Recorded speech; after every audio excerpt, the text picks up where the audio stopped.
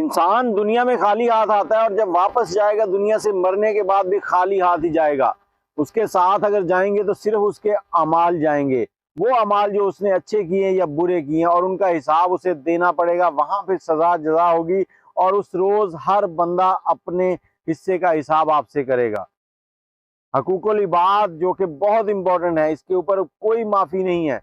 اللہ نے آپ کو اگر رزق دے دیا ہے تو اس رزق کو اس طرح استعمال نہ کرو کہ کسی غریب کی تذلیل کرو، اس کی غربت کا مذاق اڑاؤ.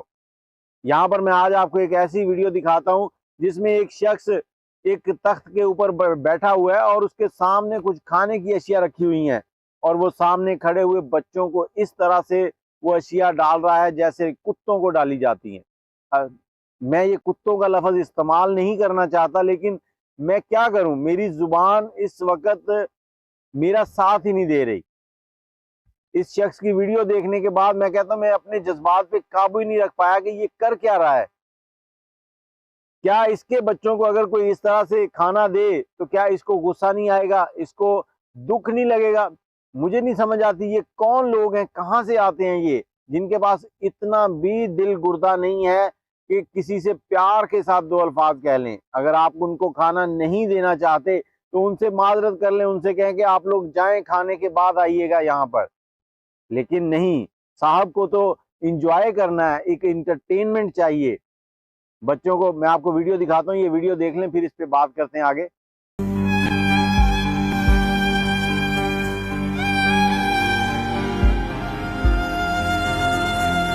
اب یہ ویڈیو آپ نے دیکھ لی کیسے یہ شخص سامنے بیٹھا ہے، ساتھ میں سائیڈ میں دوسرے لوگ بھی بیٹھے ہیں، کوئی پروگرام چل رہا ہے اور یہاں پر بچے جو ہیں وہ کھانا دیکھ کر للچا رہے ہیں. بجائے اس کے کہ جس طرح سے یہ پھینک رہا ہے، اس کی بجائے اگر یہ اٹھ کر آئے ایک ایک بچے کے ہاتھ کے اوپر رکھے تو کتنا ہی مزہ آ جائے. بچوں کے ساتھ ہمارے دین کے اندر فرمایا گیا کہ رحم کرو، بچوں سے پیار کرو. یہ کون سا پیار کر رہا ہے؟ بچوں کو اس طرح سے للچا رہا ہے جیسے جانوروں کے ساتھ کرتے ہیں. ہم لوگ گھروں میں اگر جانور پال لیں تو اس کے ساتھ بھی اس طرح سے نہیں کرتے. جانور کو بھی 2 بار گلے سے دن میں لگاتے ہیں کہ ہمیں وہ پیارا ہوتا ہے. اور انسان تو سب سے اشرف المخلوقات ہے، سب مخلوقوں سے اعلیٰ ہے. یہ شخص ان بچوں کی مطلب کوئی بڑا شخص ہو نا تو اس کو تو چلو سمجھ آتا ہے کہ اس طرح سے تذلیل کر لی وہ چلا جائے گا. بچوں کو کیا سمجھ؟ بچے تو بھوک کی وجہ سے پریشان ہیں، غربت ان کو تنگ کر رہی ہے اور آپ ان کی غربت کا مذاق اڑا رہے ہیں. شرم آنی چاہیے آپ کو.